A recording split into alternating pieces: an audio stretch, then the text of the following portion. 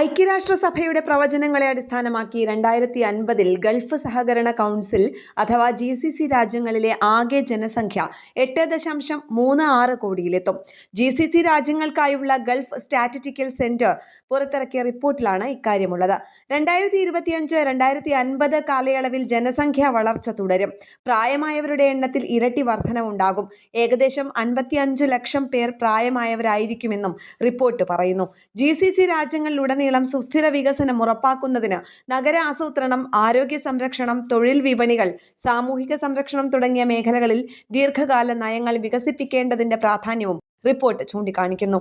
2024 അവസാനത്തോടെ GCC രാജ്യങ്ങളിലെ മൊത്തം ജനസംഖ്യ ഏകദേശം 6.15 കോടിയിലെത്തിയിരുന്നു.